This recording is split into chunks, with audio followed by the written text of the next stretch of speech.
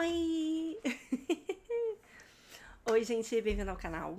Vamos falar sobre ansiedade em cães. Recebi umas perguntas aqui. Vou responder a pergunta sobre ansiedade. O que define um cachorro ser ansioso, né, do ponto de vista clínico, né? A gente leva em consideração várias coisas, vários fatores do dia a dia, né? Como ele reage às situações, como ele reage às adversidades, se ele reage de uma forma muito exagerada, se ele reage de uma forma mais tranquila. Além disso, a gente repara também se a pupila está dilatada, a gente repara se o cachorro está arfando muito, né, tá com hiperventilação, que também são alguns pontos aí que a gente consegue identificar uma ansiedade. Um cachorro ansioso também, ele pode estar ficar lambendo a patinha e aí acabar fazendo uma lesão nessa pata. Ele pode até mesmo ficar sem fazer nada. Por incrível que pareça. Mas eu vou falar disso mais pra frente. Então, não existe um sinal de ansiedade, por exemplo. É um conjunto de sinais, um conjunto de fatores que leva a gente ao diagnóstico de ansiedade. Então vamos lá. O que diferencia, né, um cachorro, uma ansiedade de uma ansiedade de separação? É tudo ansiedade, né? A diferença é que na ansiedade, vamos botar aí, porque a ansiedade ela tem vários graus, né? Assim, ela tem porque a gente não avalia a ansiedade 1, 2, 3, não é isso. Mas ela pode ser uma ansiedade leve, moderada e grave, né? A leve é quando é uma ansiedade que não causa nenhum. Não coloca ninguém em risco, não causa tanto transtorno para o animal.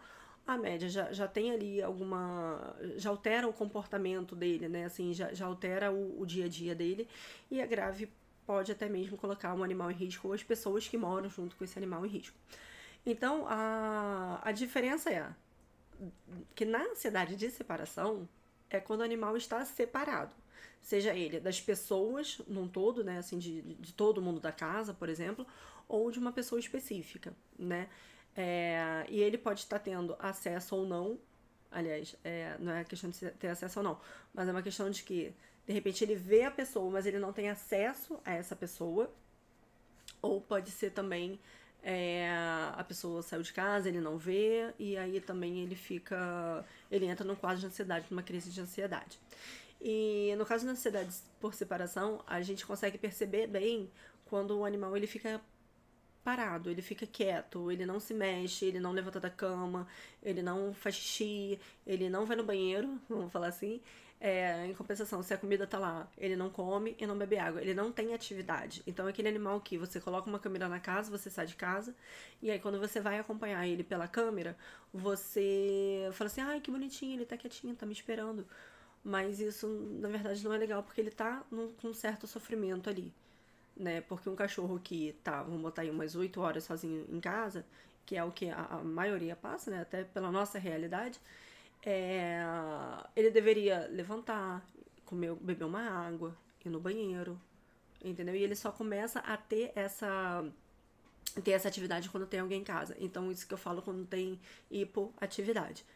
E tem os quadros clássicos, que é quando o animal vira a casa do avesso, né? Ele faz xixi em tudo, faz tudo no lugar errado, nas necessidades básicas no lugar errado, destrói as coisas. E às vezes faz um ou outro, né? Assim, por isso que eu falo, é um conjunto de fatores. Então pode ser que ele faça tudo isso e ele é ansioso, e pode ser que ele faça uma ou duas coisinhas ali e ele é ansioso também, tá? Então a diferença de ansiedade para ansiedade por separação é quando o animal está separado. Mas os sinais são basicamente os mesmos. Então vamos botar aí, além da destruição de objetos, quais os outros comportamentos? Né? Pode ser indicativo de um cachorro estar lidando com alto nível de ansiedade. Por que a gente fala de destruição? A destruição ela não ocorre somente quando o animal está sozinho.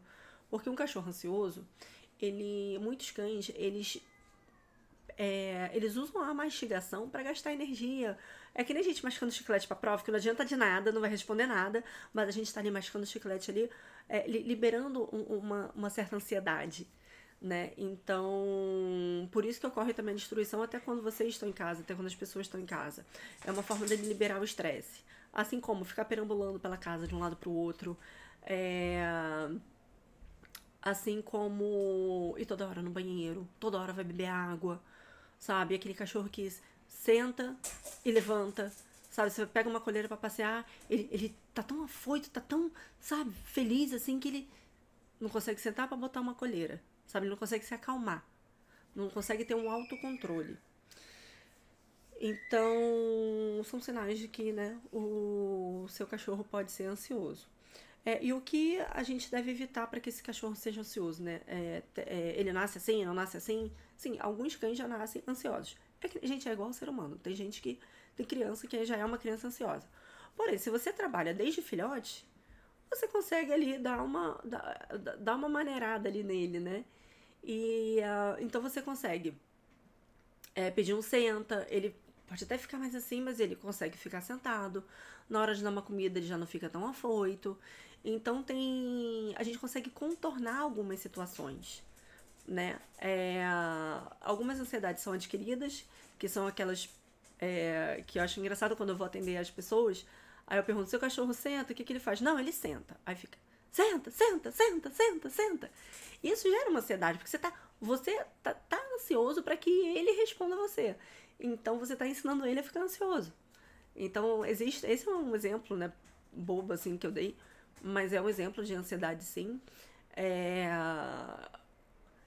e a gente pode contornar essa ansiedade ajudando ele a ter um autocontrole, que é com senta, que é com deita, que é com fica. E a gente usa o treinamento básico para no dia a dia, né? Então, pegar o treinamento básico e ajudar ele a lidar com as situações, com as adversidades, com os estímulos no dia a dia com o adestramento básico. Falei adestramento básico 10 vezes, que é para vocês decorarem bem que o adestramento básico salva a vida de vocês e do seu cachorro. Quais são as abordagens mais eficazes, né, para trabalhar com a ansiedade canina? Eu falo que quando vocês forem chamar um profissional na casa de vocês, a gente tem que ter em mente que esse profissional ele tem que ser bom o suficiente para entender o porquê. Deixa eu só tirar um negocinho aqui. Porque para esse profissional entender o porquê dessa ansiedade, qual é a base dessa ansiedade. A base dessa ansiedade é uma segurança?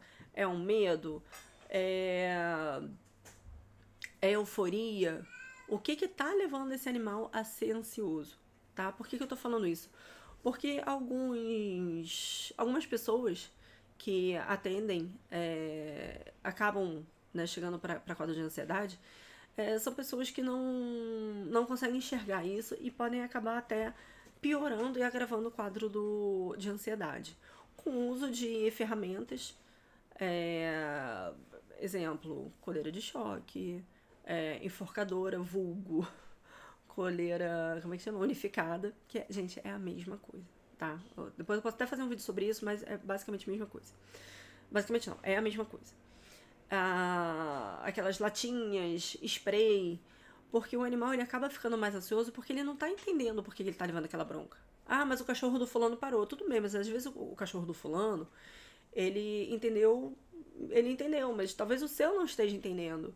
E aí precisa usar uma outra abordagem. Então, assim, eu falo também que esses elementos, eles são agressivos, né? Eles são ferramentas agressiva para você usar no seu animal. E você não precisa disso. A gente não precisa usar ferramentas agressivas com o animal. Lembrando que punição não é agressão. Então a gente não precisa fazer nada que agrida de alguma forma esse animal, tá? E porque a gente pode piorar o quadro. Porque de repente o cachorro já tá ali numa ansiedade por medo e aí ele tá tomando um tranco no pescoço ou vibração. Ou tá recebendo um barulho assim, talvez ele tenha fonofobia, e aí você acaba piorando esse quadro, porque você tá irritando mais esse cachorro, ele já tá numa ansiedade alta, e aí ele não tá entendendo o que tá acontecendo, então de repente, pum, tá vendo uma coisa que pra ele é agressiva, esse cachorro pode se tornar agressivo, de fato, e aí você piora a situação, e ele fica mais ansioso porque ele, a qualquer momento ele pode levar uma coisa, ele pode acontecer alguma coisa de ruim com ele. Vamos dizer assim. Então, o profissional que vocês chamarem tem que ser bom o suficiente para identificar o porquê que o seu animal está agindo dessa forma, está sendo agindo de uma forma ansiosa, né? De uma forma exacerbada por o que está de fato acontecendo na volta dele. E o que a gente pode usar? Né? A gente pode usar várias ferramentas. A ferramenta que eu gosto, mais uma vez eu vou falar, o adestramento básico. Em alguns casos a gente entra sim com ansiolítico, sim, tem que entrar com ansiolítico. E a gente também tem muita ajuda dos feromônios, né? Ainda mais para aqueles cães que não gostam de ficar sozinhos em casa. Então tem feromônio, tem fitoterápico, funcionam bem. Cada caso é um caso, mas com o meu cachorro não funciona, tá? Mas com outros cães funciona, senão também não tava no mercado. Algumas coisas de fato tá no mercado também não funciona, mas se você usa alguma coisa, deu um resultado legal, coloca aqui no comentário e se funcionou ou se não funcionou, porque toda experiência é válida, né? Não existe o certo e errado, existe o que funciona e o que não funciona. No comportamento é assim. Mas na medicina veterinária a gente tem que ter um estudo aí, né? Mas enfim. Mas de qualquer forma tem o que funciona e o que não funciona. E o melhor é o que funciona pro seu animal. Falamos de medicação, falamos de como a gente pode tratar. Se vocês gostaram do conteúdo, curta. Se ficou alguma dúvida, coloque no comentário. E até o próximo vídeo. Tchau, tchau.